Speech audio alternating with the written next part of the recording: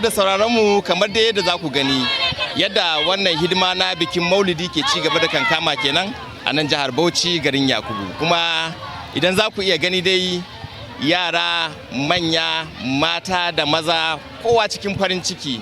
Bisa al'ada shi wannan biki na Maulidi akan gabatar da shi ne 12 ga watan Rabiul Awwal, wadda shi ne ya zo daidai da ranar da aka haifi Annabi Muhammad sallallahu alaihi wasallama. Kuma a duk faɗin duniya kusan a iya cewar dukkanin wani ƙasashe na musulmai suna gudanar da wannan biki na Maulidi.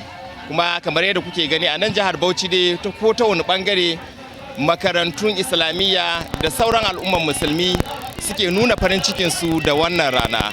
Idan za ku iya dubawa za ku ga yadda waje ya ɗauki miƙati, ga yara nan mata da maza gwanin sha'awa sun yi kwalliya suna rera waƙe na ƙasidin manzon Allah sallallahu alaihi wasallama.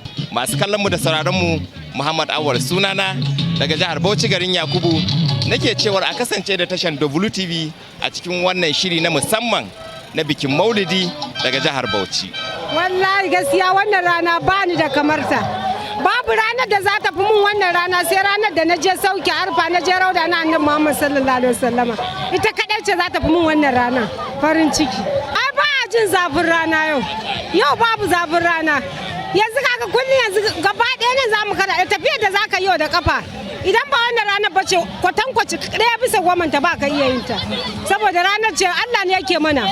Jan hankalin da zan wa al'umma musulmi ka san shi Allah tabaraka wa ta'ala ce ma ta sha'una illa an sha Allah rabbul alamin. Sai dai shi kuma manzo Allah sallallahu alaihi wasallam yana ce ballighu anni walau ayatan ballighu anni walau ayatan. Ku sanar da sako na koda da kalma kwaya ɗaya koda da aya ɗaya ce. To za ka faɗa saboda umarni na manzo Allah sallallahu alaihi wasallam, amma wanda Allah bai nufe shi da ganiya ba kana masa bayani ne yana ganin kai abin dariya ne. Yanzu zan fito kaga jiya a wurin Maulidin na an dauke mu babba wayata, amma wasu ce suke yi ai to dama me ya kai ni ma me ma ya kai ni. To duk abin da zai same ka na alkhairi dole sai Allah ya jaraba ka da wani imtihani wanda ya jaraba imanin ka ya ga zaka ci wannan jaraba ko ba zaka ci ba. Saboda haka mu duk lokacin da wani abu na bakin ciki ya same mu a wannan rana yana ƙara mana kwarjini ne, yana ƙara mana ƙarfin gwiwa ta kauna ta manzo Allah sallallahu alaihi wasallam. Gaskiya wannan rana yana da girma a gurin dukkan musulmi, wanda kuma babu ranan da ya kai shi ma da mu iya faɗa, sabila da rana ne wanda aka samu fiyayyen halitta annabi Muhammadu sallallahu alaihi wa sallama, wanda kuma Allah yana faɗa cikin haƙƙinsa yana cewa ma arsalnaka illa rahmatan lil alamina, ba mu aiko ka bai dan ka zama rahama ma duk halittan Allah. To wanda ya zama halitta rahama ga duk halittan Allah ai babu kamansa ko halittan Allah. Sabila da haka wannan rana mu a gurin mu masoya annabi babu ranan da ya kai shi a duniya gaba daya. Wai wannan rana wace rana ne wanda ba wace ranan da ta kai wannan rana daraja a wajen mu. Kowa suna da abin da suke girmamawa. A musulunci muna da karamar sallah muna da babban sallah, amma wannan sallah ita ce babban sallah a wajen mu. Shi annabi Muhammad sallallahu alaihi wasallam ana karamar sallah ne saboda wato sallan azumi. In an yi azumi sai a taro a yi idin an yi azumi lafiya. Babban sallah kuma in musulmai sun je aikin hajji sun dawo sai a taru a sauka a arfa sai a yi yanka sai a yi murna musulmai sun sauka. To me abin da ya fi cancanta a yi murnansa sai aka ce wa ya kawo arfan, wa ya kawo azumin, wa ya kawo hajji? Annabi Muhammadu. Sai Maulana Musa Ibrahim ce to ai babbar idi a duniya shine Maulidin Annabi Muhammad sallallahu alaihi wasallam. Haka shine muka fito. Assalamu alaikum wa rahmatullahi ta'ala wa barakatuhu. Muna fatan Ubangiji Allah ya ƙara daraja da ɗaukaka wa wannan zawiya mai albarka da wannan tawaga, kuma mun yi wannan domin manzon Allah sallallahu alaihi wa sallam ne.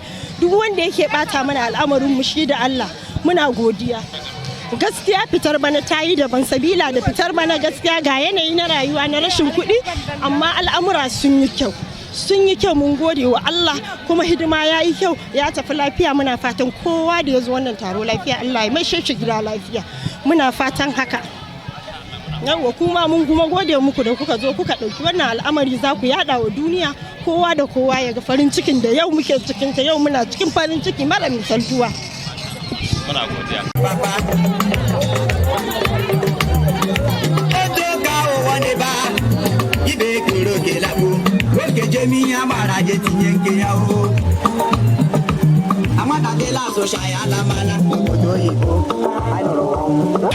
Wannan taro na Maulidin Annabi ne, kuma al'umman Ibo ba a bar mu a baya ba.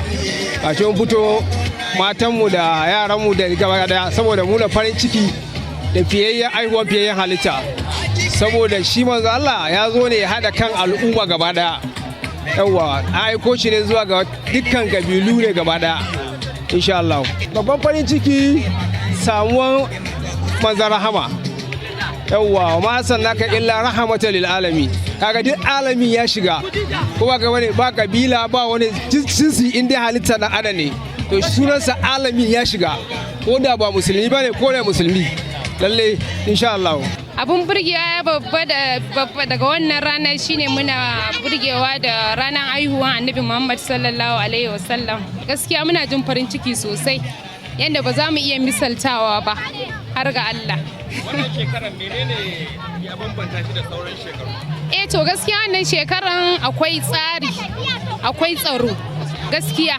mun ji daɗi yanayin yadda muke tafiya ba hayaniya ba cunkoso ba wasu matsaloli da muke samu daga hanya dai gaskiya shine abun farin ciki a wannan shekaran.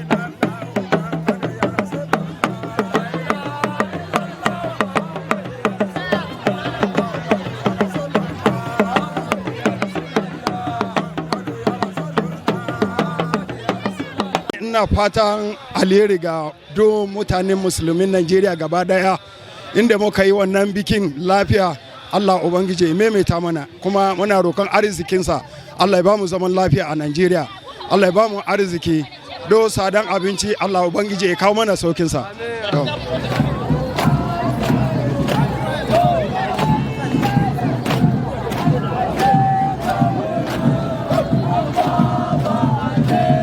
To da farko dai wannan rana ce mai girman gaske mai muhimmancin gaske a wurin musulmi ba musulmi ba dukkan al'umma baki daya ba don komai ba face saboda rana ne da Allah ta'ala ya kaddara haihuwar manzo rahama Muhammadu Rasulullah wanda yake cewa wa ma arsalnaka illa rahmatan lil alamin ma'ana ya zo ne ya zama rahama ga al'umma baki daya saboda haka mukan fito a wannan rana domin nuna matsayin wannan manzo da kuma isar da sakonsa da karantarwansa cewa al'umma musulmi su zo su yi riko da karantarwar manzo insha Allahu za su tsira daga kunci na rayuwar duniya su tsira daga kunci na rayuwar lahira.